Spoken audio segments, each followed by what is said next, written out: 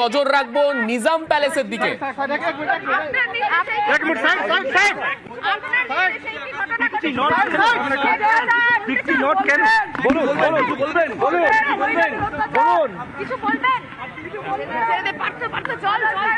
Nizam palace থেকে বার করা হলো শেখ শাহজাহানকে, মেডিকেল পরীক্ষার জন্য তাকে নিয়ে যাওয়া হচ্ছে।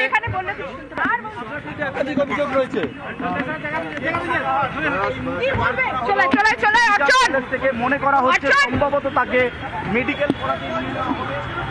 কোথায় গাড়ি?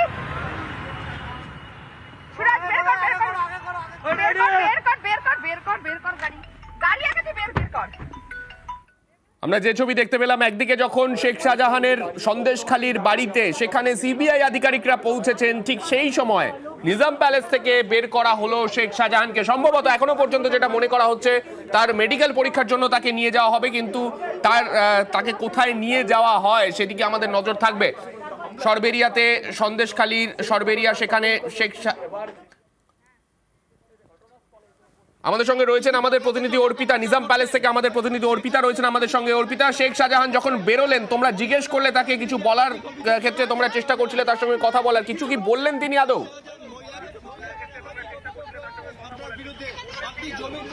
দেখো, শেখ শাহজাহানের গাড়ি ঠিক রয়েছে, তুমি দেখতে পাচ্ছ। এখানে আমার ক্যামেরা পার্সন রয়েছে অর্চন। জাস্ট নিজাম প্যালেস থেকে তাকে কিন্তু বের করে জোকা ইএসআইতে মেডিকেলের জন্য কিন্তু নিয়ে যাওয়া হচ্ছে। সেই ছবি তোমাকে সরাসরি দেখাচ্ছি।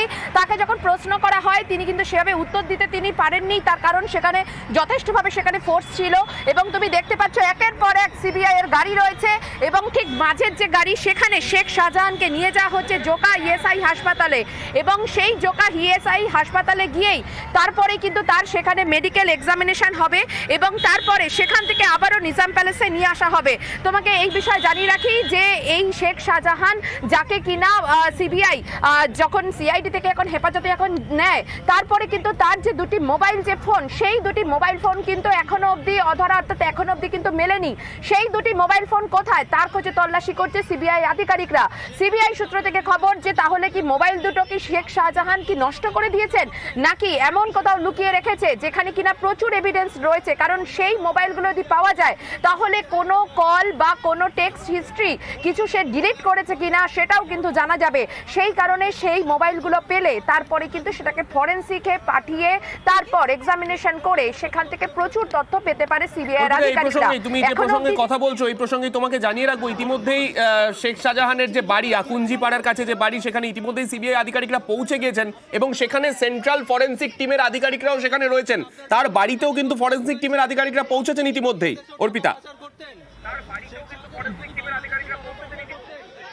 একেবারেই তাই। দেখো, সেন্ট্রাল ফরেনসিক টিমের আধিকারিকরা এবং সিবিআই এর প্রায় 50 থেকে 60 জনের একটি বিশাল বাহিনী আজকে সকালবেলায় নিজাম প্যালেস থেকে বেরোয়, এবং তারপরে তারা শেখ শাহজাহানের বাড়িতে গিয়ে তারা তল্লাশি অভিযান করছে। এবং সেখানে সিএফএসএল, অর্থাৎ যে সেন্ট্রাল ফরেনসিক যে টিম, তাদের সেই টিম কিন্তু এই বাড়ি থেকে বেশ কিছু নমুনা তারা সংগ্রহ করবেন। কারণ সন্দেশখালীর ঘটনাতে যেহেতু শেখ শাহজাহান একেবারে তার বয়ানে অসঙ্গতি রয়েছে, সে কখনোই কিছু সে স্বীকার করছে না, ফলে সেই জায়গা থেকে পারিপার্শ্বিক এভিডেন্স, অর্থাৎ পারিপার্শ্বিক যে তথ্য প্রমাণ, সেটা অত্যন্ত গুরুত্বপূর্ণ।